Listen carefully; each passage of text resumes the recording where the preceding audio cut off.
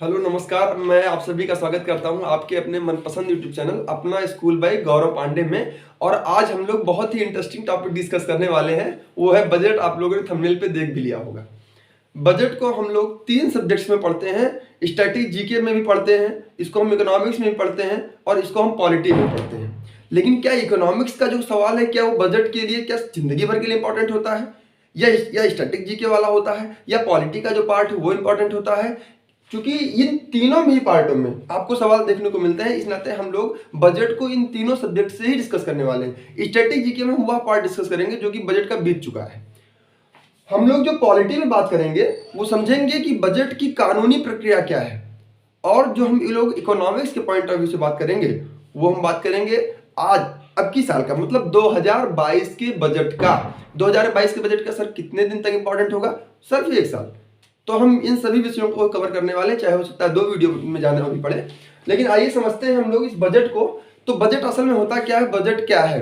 क्या संविधान में बजट का कहीं उल्लेख है? नहीं सर। अगर कोई सवाल ये पूछा जाता है कि क्या बजट का कहीं संविधान में उल्लेख है? नहीं। बजट तो हम अपने भाषा में कहते हैं, ये हमारी व्यवहारिक भाषा बजट है। असल में संविधान में लिखा है वार्षिक वित्तीय विवरण। वार्षिक वित्तीय विवरण, एक वर्ष के बीच में सरकार का जितना विवरण होता है उसी को 1 साल के पहले ही अनुमानित कर दिया जाता है कि भैया हम इतना इतना खर्च करेंगे, और इसी को वार्षिक वित्तीय विवरण कहते हैं। जो कि संविधान में कहीं बजट का उल्लेख नहीं है, संविधान में उल्लेख है वार्षिक वित्तीय विवरण का। अच्छा ठीक है सर, वार्षिक वित्तीय विवरण का कहाँ पे है?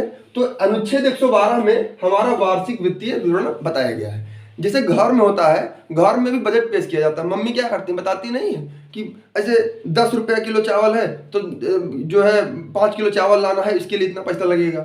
25 रुपये किलो आटा है, इसका इतना किलो लाना है, इतना पैसा लगेगा।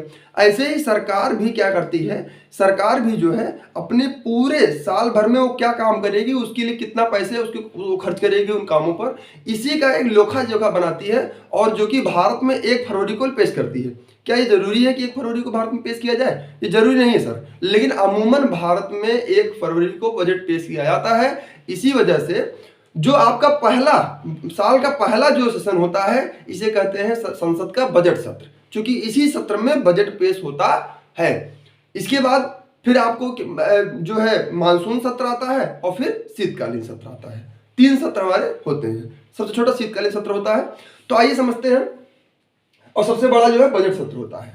बजट सत्र में सरकार जब आती है तो अपने पूरे 1 साल की चीजों को पूरा पेश करती है कि भैया हम ये काम करेंगे। ये तो बात पूरी क्लियर हो गई। और सर बजट जो है एक व्यवहारिक शब्द है और इसका वर्णन कहीं भी संविधान में नहीं किया गया है। संविधान में वर्णन किया गया है वार्षिक वित्तीय विवरण का। ये अनुच्छेद 112 में है।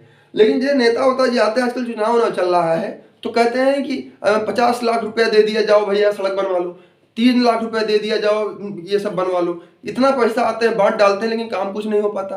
क्यों? इन सभी के विषय में समझेंगे कि आखिर ये बजट है क्या। असल में बजट का ये बजट जो पेश करती हैं निर्मला सीतारमण। अच्छा हाँ, अब आपको मैं पहले ये समझाता हूं कि बजट पेश करने का ये जो वार्षिक वित्तीय विवरण है इसको पेश करने का हक किसे है। तो असल में आप लोगों को नहीं पता होगा, आपने बहुत सारी वीडियोस देखी भी होंगी बजट पे, आपको नहीं पता होगा असल में जो वित्तीय विवरण पेश करने का जो अथॉरिटी मिली है संसद के द्वारा, वो संविधान के द्वारा, वो असल में राष्ट्रपति को मिला हुआ है। बजट प्रस्तुत करने का अधिकार राष्ट्रपति को है और संविधान के अनुसार बजट को राष्ट्रपति ही पेश करे। लेकिन राष्ट्रपति क्या करता है, राष्ट्रपति किसी मंत्री परिषद के किसी मंत्री को वह बजट पेश करने को दे देता है। क्योंकि बजट क्या है, बजट जो हम लोग सामान्य तौर पे समझते हैं वो सिर्फ एक भाषण है। वो क्या है? सिर्फ एक भाषण है। उससे क्या पैसा निकलता है? नहीं सर। क्या उससे पैसे की स्वीकृति होती है? नहीं सर। सिर्फ भाषण है वो। बजट जो पेश किया जाता है संसद में, जो आप लोग देखते हैं, वो सिर्फ भाषण है। तो कहने का मतलब क्या है कि राष्ट्रपति को है। लेकिन सर राष्ट्रपति पेश क्यों नहीं करता?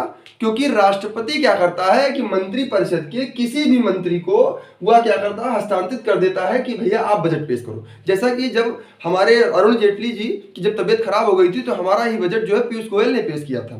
तो ऐसा तो है नहीं कि केवल वित्त मंत्री, लेकिन अमूमन राष्ट्रपति जो होता है वो अमूमन वित्त मंत्री को ही कहता है कि आप बजट पेश करिए, क्योंकि वित्त मंत्री उस विषय के जानकार होते हैं। तो बजट कोई भी पेश कर सकता है।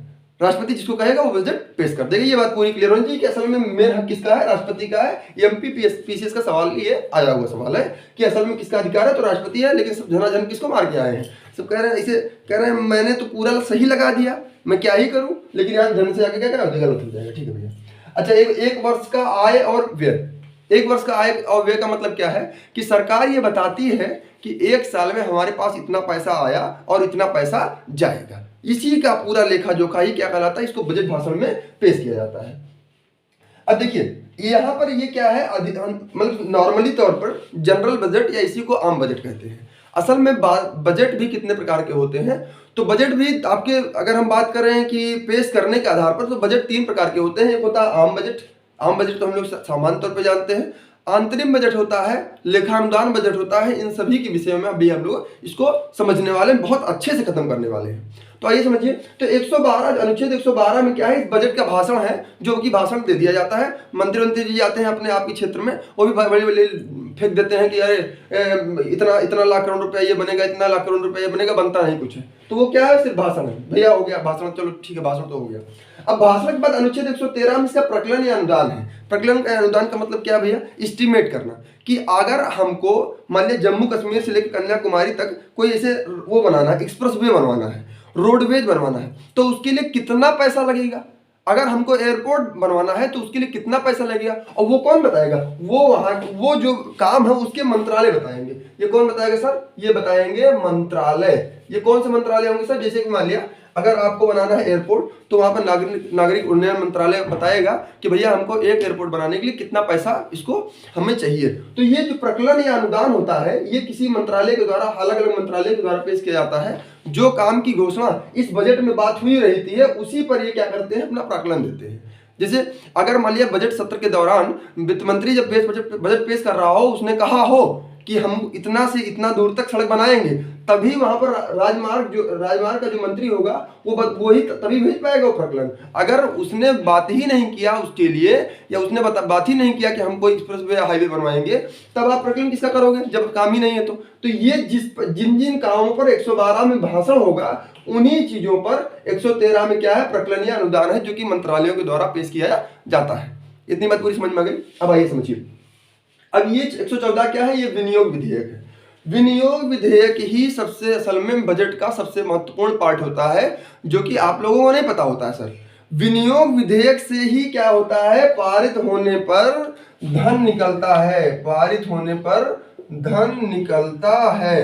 धन निकलता है कि क्या मतलब सर, कि अगर मान लिया आपके वित्त मंत्री ने कह भी दिया कि बजट भाषण में कि भैया इतने से इतना तक सड़क बनेगी, ठीक है, ये पहली बात हो गई। दूसरे में वहां के राजमार्ग नितिन गडकरी जी ने बता भी दिया भैया कि 1 लाख करोड़ रुपया चाहिए, ये तो हो गया। लेकिन जब तक विनियोग विधेयक नहीं पारित होगा, तब तक उसका 1 रुपया भी निकलने वाला नहीं है।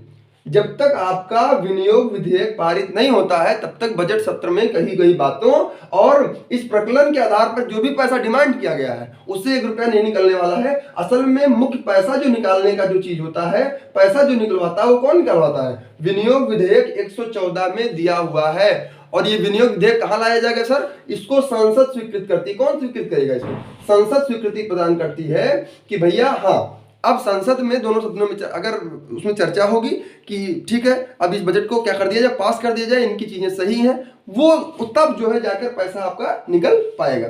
जितना प्रकलन होगा उतना ही धन निकलेगा सर। ऐसा नहीं है कि आपने बता दिया कि भैया हम जम्मू से कन्याकुमारी तक हमारे संसद से लेकर आपके घर तक सड़क बनेगी, और सड़क बनाने के बाद ये 1 लाख करोड़ रुपया मंत्रालय ने वो प्रकलित किया, और आप चाहिए 2 लाख करोड़ रुपया निकाल लीजिए, ऐसा नहीं होने पाएगा। ये 1 रुपया ना इससे कम और ना 1 रुपया इससे ज्यादा। जितना प्रकलन बजट किया गया है, उतना ही पैसा आप इस विनियोग विधेयक के द्वारा निकाल सकते हो। अगर पैसे की कटौती होती है तो कटौती विधेयक भी आता है, और कितने प्रकार की कटौतियां विधेयक बजट के लिए लाती है संसद में, पार्टियां, इसको भी हम पूरा कटौती भी डिस्कस करेंगे। गिलोटिन क्या होता है इसको भी मैं बताऊंगा। गिलोटिन बहुत आप लोग कभी नहीं आज तक सुने होंगे गिलोटिन क्या होता है, और ये सवाल आया हुआ है। तो चलिए अभी आगे मैं पूरी चीजें कवर करूंगा। आइए देखिए इसके बाद क्या होगा कि संसद जो है, कहते हैं कि राष्ट्रीय धन का रक्षक, इसी नाते कहते हैं संसद राष्ट्रीय धन का रक्षक है, क्योंकि जब तक आपका विनियोग विधेयक पारित नहीं होगा तब तक आप प्रकलित करे रहिए, भाषण वाषण धुआंधार फेंके रहिए, कोई मतलब नहीं, पैसा ही नहीं निकलेगा। तो इसी नाते संसद क्या कहा गया, राष्ट्रीय धन का रक्षक कहा गया है। ये बहुत ज्यादा इंपॉर्टेंट है। अब आइए समझते हैं कि आखिर ये भैया जनरल बजट, ये सारी चीजें तो हो गई, अब समझेंगे हम लोग इसके आगे। जल्दी से स्क्रीनशॉट कर लीजिए इसका। देखिए अभी तक हम लोगों ने समझ लिया था कि बजट क्या है, अनुदान क्या है और विनियोग क्या है। अब पैसा निकालने के लिए एक बार हम क्रमवाइज समझते हैं कि क्या कैसे होता है। तो देखिए सबसे पहले ये बजट क्या है, ये बजट भैया भाषण है, मैंने बता दिया, ये वार्षिक वित्तीय विवरण है, और इसमें केवल वित्त मंत्री क्या करता है, राष्ट्रपति द्वारा वित्त मंत्री को कहा जाता है कि भैया आप बजट पेश कर दो, और ये जो है क्या करती है, ये बजट पेश कर देती है। तो ये बजट जो पेश करती है ये 112 में सिर्फ भाषण देती है और कुछ नहीं करती है, 1 रुपया भी नहीं निकलता इससे, केवल ये भाषण है सर। कहने का मतलब क्या है कि 112 में जो बजट आपको दिया हुआ है वार्षिक वित्तीय विवरण, यह बजट का भाषण, इसका उल्लेख है। 113 में जो है ये अनुदान है, मैंने आपको अनुदान समझा दिया। अनुदान क्या होता है भैया कि मंत्रालयों के द्वारा जो आय, जो पूरा मनी डिसाइड किया जाता है कि भैया इस काम के लिए इतना पैसा लगेगा, उसे क्या कहते हैं, अनुदान या प्रकलन कहते हैं। 113 में दिया हुआ है। 114 क्या है, विनियोग है। विनियोग ही असल में सबसे मुख्य पार्ट होता है। आपसे पूछा भी गया था ये आपसे, हमको लग रहा है कि उसमें पूछा गया था छत्तीसगढ़ पीसीएस में कि सर बजट का जो सबसे मुख्य भाग क्या होता है, तो बजट का विनियोग जो होता है ये सबसे मुख्य भाग है, क्योंकि जब तक ये नहीं पेश होगा तब तक तो आपका पैसा निकलेगा ही नहीं। तो कहने का मतलब क्या है कि इसकी चर्चा 114 में की गई है, जो कि बजट का सबसे महत्वपूर्ण भाग होता है। लेकिन जरा आप समझिए कि जैसे मान लिया आज निर्मला सीतारमण जी ने कह दिया है कि भैया जम्मू कश्मीर से लेकर कन्याकुमारी तक या अंडमान तक ऐसे हम पूरा फ्लाईओवर बनाएंगे, इसे अच्छा पूरा क्या करेंगे, एक्सप्रेस वे बनवाएंगे। तो क्या आप एक्सप्रेस वे आप 5 साल में, भारत का नियम है कि भाई हमारे यहाँ तो 5 साल की सरकार होती है, तो क्या हम 5 साल में इतना बड़ा काम करा लेंगे? नहीं करा पाएंगे ना। अरे भाई एक तो घरवा बनवाना होता है तो 2 साल लग जाता है, 3 साल लग जाता है। एक 2-4 हजार स्क्वायर फीट घर होता है तो 1 साल 2 साल का समय लग जाता है। तो आप बताओ कि अगर इतनी बड़ी परियोजना है, 3,000-4,000 किलोमीटर का एक्सप्रेस वे बनवाना है, तो क्या वह 5 साल में हो पाएगा सर? नहीं, वो 5 साल में नहीं हो पाएगा। असल में उसके लिए लगेगा समय, उसमें 10-12 साल 15 साल लगेगा। और ये जरूरी भी नहीं कि भाई सरकार फिर लौट के आए भी, कि चूंकि हमारे यहाँ तो क्या, हमारे यहाँ लोकतांत्रिक प्रणाली है, हमारे यहाँ तो वोट देकर जो है सरकार बनती है। तो फिर क्या होता है, कभी कभी ऐसा होता है कि जैसे आज की महंगाई में 2022 की महंगाई के हिसाब से हमने जोड़ दिया कि भैया ये वाला जो फ्लाईओवर है इसको बनाने के लिए 10,000 करोड़ रुपए की जरूरत पड़ेगी। लेकिन जब समय बदलेगा और 10 साल बाद अभी मतलब सरकार चली जाएगी या सामान महंगा हो गया, तो क्या हम उसी बीच में रोक देंगे कि आदमी आए ऐसे फ्लाईओवर से कूद के मर जाए, बाकी फ्लाईओवर कंप्लीट ही नहीं कर किया हमने क्योंकि पैसा नहीं है? तो क्या ऐसा होता है? नहीं। फिर क्या होता है कि भाई जो महंगाई थी 2014 में, वो 2022 की महंगाई से तो भाई बहुत ज्यादा अंतर हो जाएगा। तो आपने जो प्रकलन किया था उस हिसाब से तो ठीक था, आपको विनियोग के तहत पैसा भी पूरा मिला, लेकिन फिर भी काम नहीं हो पाया। क्यों नहीं हो पाया सर? क्योंकि समय जब करने में इतना लग गया और तब तक की महंगाई क्या हो चुकी थी, बढ़ चुकी थी। तो इस वजह से फिर लाया जाता है अन्नपूरक अनुदान या अन्नपूर्णक अनुदान जो है, इसकी चर्चा 115 में की गई है। ये जरूरी नहीं कि ये हर कार्य के लिए हो, ये बड़े कार्यों के लिए होता है। ये जरूरी नहीं कि सब में अन्नपूर्णक अनुदान देना ही पड़े। असल में ये वहां किया जाता है जब आपका कोई भी काम स्वीकृत हुआ, भाषण दे दिया गया, अनुदान भी मिल गया, उसको विनियोग से पैसा भी निकाल लिया गया, काम शुरू भी हो गया, लेकिन समय के बीतते पैसा खत्म हो गया, फिर भी काम पूरा नहीं हो पाया। तो क्या होता है, तब ये अन्नपूरक अनुदान जो है संसद में लाकर आप जो है उससे और पैसा रिलीज करा सकते हैं कि भैया इतना पैसा इस काम को पूरा करने में कमी लग गई थी, अब मुझे इसका पैसा दे दीजिए। और अन्नपूरक अनुदान की चर्चा जो है 115 में की गई है। ये पूरी बात आपने बहुत अच्छे से समझ लिया। अब आइए समझते हैं कि बजट के प्रकार क्या क्या होते हैं। तो भैया एक होता है आम बजट, जनरल बजट जिसको कहते हैं। ये क्या होता है सर? जो हम लोग आम तौर पर पेश करते हैं, इसको कहते हैं आम बजट। ठीक है, आम बजट से ज्यादा इंपॉर्टेंट नहीं। ज्यादा बजट तो आपके लिए ये वाला है, एक आंतरिक बजट, एक लेखा अनुदान बजट। सर ये आंतरिक बजट क्या होता है और लेखा अनुदान बजट क्या होता है? देखिए जो आम बजट होता है इसको आप हर 5 साल के लिए सरकार आती है, तो जो 4 साल तक, मतलब सरकार जिस साल चुनाव नहीं है, सामान्य साल में जब कोई बजट सरकार के द्वारा पेश किया जाता है तो उस बजट को कहते हैं सर हम आम बजट, उसको हम जनरल बजट कहते हैं। लेकिन जैसे कि 2014 क्या चुनाव का साल है, 2020, 2024, इन सालों में क्या होता है, जिस साल चुनाव होता है उस साल ही जरूरी तो नहीं कि सरकार फिर से बैकअप करे या फिर से लौट के आए। तो जो बजट चुनावी साल में पेश किया जाता है उसे कहते हैं आंतरिक बजट। इसी और अंतरिम बजट को क्या कहते हैं, मिनी बजट कहते हैं, और लेखा अनुदान क्या कहते हैं, एडवांस बजट कहते हैं। अंतरिम बजट का क्या मतलब होता है सर, अंतरिम बजट या मिनी बजट वह होता है कि जब सरकार उस वर्ष, जिस वर्ष चुनाव है उस वर्ष जो बजट पेश करती है उसे कहते हैं हम क्या, अंतरिम बजट, या इसी को मिनी बजट कहते हैं, या चुनावी वर्ष में प्रस्तुत किया जाता है, चुनावी वर्ष में पेश किया जाता है। कहने का मतलब क्या है कि यह चुनावी वर्ष में पेश किया जाता है, जैसे 2014 हो गया हमारा, 2020 हो गया हमारा, ये जो 2019 हो गया हमारा, सॉरी। तो ये इन समयों पे जो है, इन सालों में चुनाव आया भारत में, तो ये भैया अंतरिम बजट जो है चुनावी वर्ष में ही जो है क्या किया जाता है, पेश किया जाता है। ठीक है, अब आइए समझते हैं। तो भैया जैसे हमने चुनावी वर्ष में जब पेश करना होगा, तो भाई अगर हमारी सरकार मान लीजिए नहीं आई तो क्या हम पूरे पिछले सरकार का भी बजट पेश कर देंगे, या सरकार क्या ऐसा करती है कि जो आने वाली सरकार है उसके लिए भी 1 साल का बजट पेश करके रखती है? नहीं सर, जब वो सरकार अंतरिम बजट पेश करती है तो वो पूरे वार्षिक बजट नहीं होता, वो 1 साल का बजट नहीं होता है। जैसे 2021 में जब बजट पेश हुआ या 2022 में जब बजट पेश हुआ, तो 2022 का जो बजट आया ये वार्षिक बजट है, ये 1 साल के लिए आ गया। लेकिन जब अंतरिम बजट पेश किया जाता है तो ये कुछ ही महीनों का होता है, कुछ ही महीनों का ही बजट इसमें पेश किया जाता है, क्योंकि भैया आगे हमारी सरकार आ रही है या नहीं आ रही है या क्या होगा हमें तो नहीं पता है। तो जब कुछ महीने का जो अंतरिम बजट होता है हमारा, यह कुछ महीने का ही विवरण होता है, कुछ महीने के लिए ही हम इस बजट को पेश करते हैं। फिर हम आएंगे, फिर अगर हमारी सरकार बन गई फिर से हम बजट पेश कर देंगे, क्या दिक्कत है, पैसा थोड़ी लग रहा है।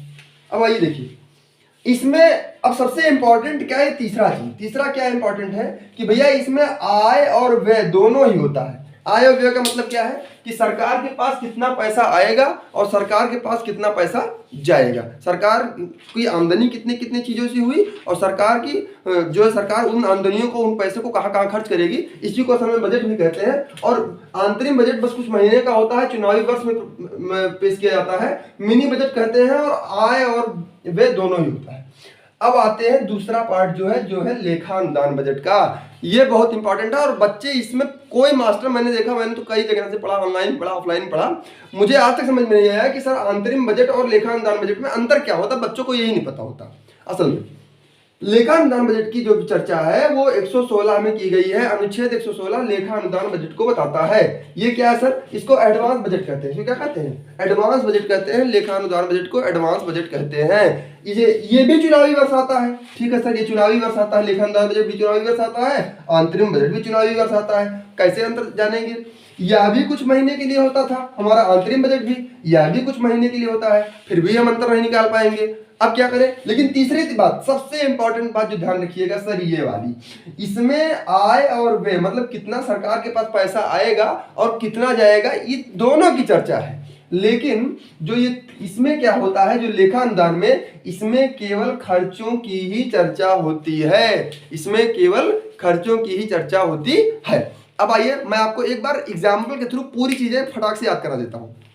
जैसे कि अगर जैसे हमारे इस कोचिंग में, जैसे हमारा जो कोचिंग चलता है, इसमें मान लीजिए स्टाफ है, स्टाफ का आदमी जो अकाउंटेंट है वो मुझे क्या करा, शाम को जो है हिसाब बताया कि सर ऐसा ऐसा है कि दिन भर में ये फीस आई है, इतने मैंने यहाँ खर्च किया है, इतना पैसा और वालों को दिया है, इतना कुछ यहाँ पे किया है, मतलब वो पूरे दिन की बात बता रहा है।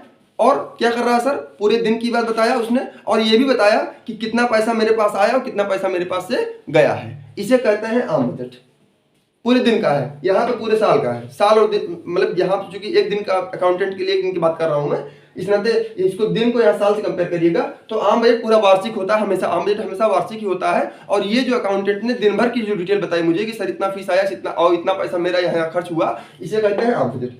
अंतरिम बजट की इसी बात करें तो क्या होता है कि जैसे मान लिया आया तो उसने सुबह ही कहा गुरुजी हमको 2 बजे आज जाना है और 2 बजे तक का ये हिसाब रहा, 2 बजे तक मैंने जो है मेरे पास इतनी फीस आई है और मैंने इतना जो क्या किया गया है, मैंने इतना पैसा जो है खर्च किया है। ये है अंतरिम बजट। मतलब पूरे साल का नहीं है, जब तक वो आदमी था तब तक उसने 2 बजे तक उसने पूरी बात बता दिया। यहाँ पे महीने को मैं घंटों से बता रहा हूँ। तो आंतरिक बजट में क्या चीजें हैं कि वो आदमी जो है हमको 2 बजे तक का पूरा हिसाब बताया कि 2 बजे तक उसके पास कितना पैसा आया और कितना पैसा गया, पूरी बात किया, लेकिन सिर्फ 2 बजे तक किया। तो ये क्या है, आंतरिक बजट है। लेकिन लेखानुदान में क्या होगा सर, उसके घर से अचानक फोन आया कि हे बाबू जल्दी से भाग के आ जा घर वाले, और फट से गया मेरे पास, गुरुजी मुझे बहुत जल्दी है, मैं 2000 रुपये लेके जा रहा हूँ, बाकी जब आऊंगा तो पूरी बात बता दूंगा। ये है लेखानुदान कि मतलब यहाँ पर भी तुरंत मतलब उस समय जो भी समय रहा हो, लेकिन उसने क्या किया, केवल वे को बताया कि गुरुजी हम 2000 रुपये लेके जा रहे हैं, बाकी जब आएंगे पूरी हिसाब जल्दी से बता देंगे। अब देखिए इसमें सबसे इंपॉर्टेंट बात क्या है सर, ये वाली आपसे तो पेपर में तो ये पूछा जाएगा ना, कई बार यूपीपीसीएस में सवाल आया हुआ है। क्या आया हुआ है कि भैया आंतरिक बजट या लेखानुदान बजट में किसमें विनियोग विधेयक की आवश्यकता होती ही नहीं है।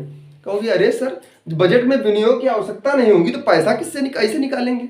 हाँ सर, ये जो लेखानुदान बजट होता है इसमें विनियोग की आवश्यकता नहीं होती है। अगर आप उसी से समझें, अगर व्यवहारिक भाषा में समझें, वो कहेगा सर मेरी बिटिया की तबीयत खराब है और मैं क्या 2000 रुपये लेके जल्दी से जा सकता हूँ, तो क्या मैं बोलूंगा नहीं तुम नहीं ले जा पाओगे, नहीं दूंगा मैं, नहीं। वो मुझसे वो आज्ञा नहीं मांगेगा, बोलेगा सर मैं 2000 रुपये लेके जा रहा हूँ और फिर जब मैं आऊंगा तो पूरी बात आपको समझा दूंगा और मैं कहूंगा ठीक है।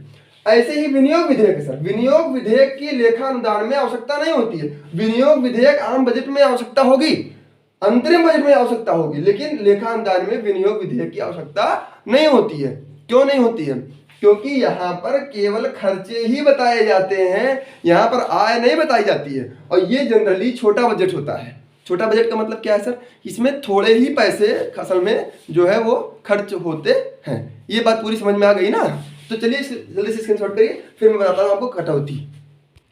असल में ऐसा होता है कि जब हम लोग विनियोग विधेयक को पारित करते हैं तो पैसा निकालने के लिए हम लोग पारित करते हैं, लेकिन कभी कभी विपक्ष को ऐसा लगता है कि असल में हमने कुछ जैसे जम्मू कश्मीर से लेकर कन्याकुमारी तक जो हमने एक्सप्रेस वे बनवाया उसमें हमने मान लिया कह दिया कि भैया 100,000 करोड़ रुपया लगेगा, लेकिन असल में लगना उसमें उससे कम है। या विपक्ष को ऐसा लगे कि भैया ये बहुत पैसा का फर्जी खा ले रहे हैं, ये देश का जो है ये काम के नाम पर 100 की चीज़ों को 50,000 रुपया लेकर निकल जा रहे हैं। तो उस समय पे क्या करता है विपक्ष जो है, बजट पर कटौती प्रस्ताव जो है संसद में पेश कर देता है। बजट पर कटौती प्रस्ताव क्या करता है, संसद में पेश कर देता है। मतलब जब ऐसा लगे विपक्ष को कि यहाँ पर सरकार फर्जी पैसा निकाल ले रही है, या बजट में जो काम बताया गया है या जितना उसमें अनुदान मांगा गया है और जितना पैसा पास हो गया वो बहुत ज्यादा है, असल में उतने का काम है ही नहीं असल में वो। तो क्या होता है कि उस टाइम पर विपक्ष जो है वो कटौती प्रस्ताव ले आता है। अब 3 प्रकार की कटौतियां हमारे यहाँ दी हुई हैं और इन बच्चों बजट पूरा कभी दसों बार पढ़े होंगे, वो कटौती के विषय में समझ नहीं पाते हैं कि कटौती क्या कैसे होती है। आइए हम इसके विषय में पूरी बात करेंगे। आइए देखिए, तो कटौती नंबर 1 जो है भैया ये है नीतिगत कटौती। कटौती नंबर 2 जो है वो है अर्थगत कटौती, और कटौती नंबर 3 क्या है, सांकेतिक कटौती। 3 प्रकार की कटौती होती है, एक होती है नीतिगत कटौती, एक होती है अर्थगत कटौती, एक होता है सांकेतिक कटौती। अच्छा भैया ठीक है, अब बताइए आप नीतिगत कटौती क्या होती है। नीतिगत कटौती जो है बहुत कम आज तक भारत में शायद नहीं आई है नीतिगत कटौती। नीतिगत कटौती में क्या होता है कि आपने किसी काम को किया, आई है नीतिगत कटौती भी आई है एक बार, इसको किसी ना किसी प्रोजेक्ट पे लाया गया है।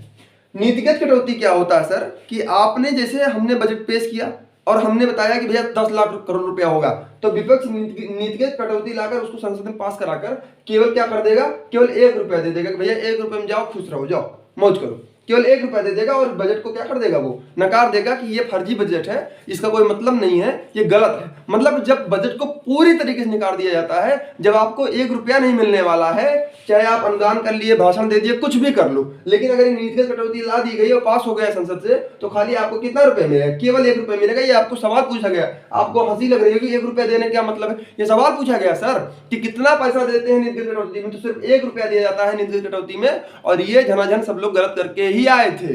तो तो इस नाते हमको क्या करना है, हमें ऊपर की चीजें ना समझकर इन सब चीजों को समझनी है, तभी आप तैयारी में बहुत दिन प्रतिदिन क्या होते जा रहे होंगे, बेहतर होते जा रहे होंगे। तो 1 रुपया दिया जाता है निर्दिष्ट कटौती में और बजट को पूरी तरीके से नकार दिया जाता है।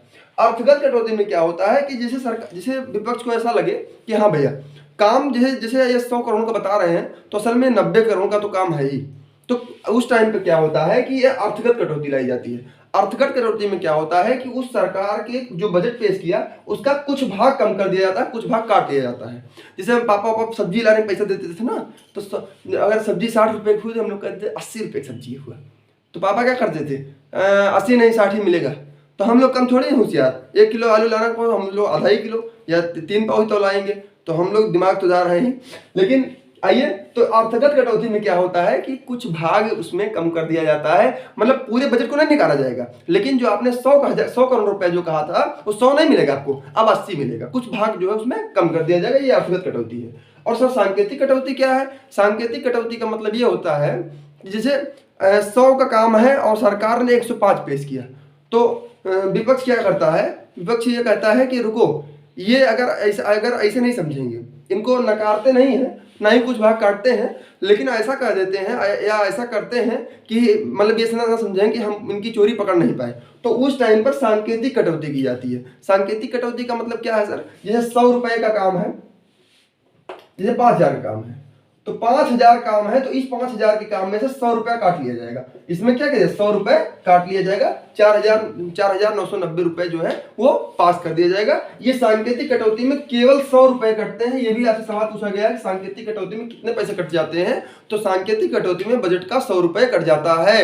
और ये 100 रुपए जो कटता है, इससे ये दर्शाने के लिए कि आपने बजट में ज्यादा पैसा लिखा हुआ है, आप समझ जाइए, आगे नहीं तो हम क्या करेंगे, निर्दिष्ट कटौती लगाकर मामला खत्म कर देंगे, 1 रुपए लेके घर भेज देंगे कि जा बेटा। अब आइए सबसे समझते हैं गिलोटिन को। और गिलोटिन बच्चे नहीं जानते हैं, मैंने बहुत सारे मास्टरों को देखा और वो लोग पढ़ाते हैं, मैंने देखा भी, गिलोटिन का चर्चा मैंने बहुत जगह पे नहीं किया, बच्चे सुने भी नहीं होंगे, तो चलिए आप तो सुन लीजिए कम से कम, हमसे पढ़ रहे हैं तो गिलोटिन देखिए क्या होता है। जैसे कि हमारे यहाँ भारत में 1 फरवरी को जो है बजट पेश किया जाता है, लेकिन कभी कभी ऐसा होता है कि चर्चा लंबी हो जाती है और बजट जल्दी नहीं पेश हो पाता, तो क्या करता है, जो लोकसभा का अध्यक्ष होता है वो क्या करता है, वहीं जो आप मतलब ये भाषण जो है धुआंधार जो दे रही हैं, इनको कहता है बेटा बैठ जाओ बैठ जाओ बैठ जाओ। भाषण को रोककर लोकसभा में वोटिंग कराकर बजट पास करा देना ही क्या कहलाता है, वोटिंग कराता है। मतलब भाषण जो दिया जा रहा है बजट पर, भाषण को रोककर वोटिंग करा देना, भाषण को रोककर वोटिंग करा देना, वोटिंग करा देना मतलब भाषण को जब रोककर वोटिंग करा दी जाती है, तो इसी को कहते हैं क्या, हम इसी को कहते हैं गिलोटिन। और ये कब लाया जाता है, जब जो है सरकार बजट पेश करने में लेट कर रही हो या फिर अब समय बचा ना हो। जल्दी से स्क्रीनशॉट करिए, फिर हम बताते हैं इसके आगे। चलिए, इतनी चर्चा तो हो गई और बजट 2022 को हम लोग अगली वीडियो में देखेंगे, क्योंकि वीडियो काफी लंबी हो जा रही है। तो मेरा आप लोग से कहना है कि फक्र और जो विश्वास है, इसको आप हमेशा अपने गुरु और माँ बाप को, अपने भगवान पे बनाए रखिए। मेरे पास एक शायरी है, बहुत गजब सी है, इसको मैं आप लोग से डिस्कस करना चाहूंगा कि फक्र होता है खुदा की फकीर में, फर्क होता है किस्मत और लकीर में, अगर कुछ चाहो और ना मिले तो समझ लेना कि कुछ और अच्छा लिखा है आपकी तकदीर में। कहने का मतलब मेरा ये है कि अगर आप कोई चीज़ चाहते हैं और आपको कहीं निराशा हाथ लगती है, तो बहुत ज़्यादा परेशान होने की ज़रूरत नहीं है। हम लोग लगातार मेहनत करते रहिए और हम लोग एक दिन ऐसा आएगा कि हम जरूर सक्सेसफुल होंगे। चलिए, फिर आप लोगों ने इतना प्यार बना रहे चैनल पे, 170 तक पहुँच चुके हैं। चलिए, अब की 200 को कराइए और अपने दोस्तों में देखिए, जो चीज़ें आपको अच्छी लगे उसको जरूर अपने दोस्तों में शेयर करा करिए, और जो चीज़ आपको अच्छी ना लगे उसको कहा करिए कि ये कतई मत देखना। तो कहने का मतलब क्या है कि अगर मैं आपसे एक सवाल आज के लिए मैं आपको दे देता हूं कि पहला बजट भारत में किसने पेश किया था, इसको आप कमेंट सेक्शन में बताइएगा, क्योंकि ये इंपॉर्टेंट सवाल है। पहला बजट भारत में किसने पेश किया था, ये सवाल है आज का, इसको आप लोग कमेंट में बताइएगा। और 2022 को लेकर फिर मैं आऊँगा और 2022 को भी समझूंगा, क्योंकि ये जो है पूरी 1 घंटे से ज़्यादा की वीडियो हो जाएगी, इसमें 2022 के लिए एक नई वीडियो बनेगी। ठीक है, तो चलिए, बाय बाय, नमस्कार, मैं आपका दोस्त, अब मैं चलता हूँ। जय हिंद।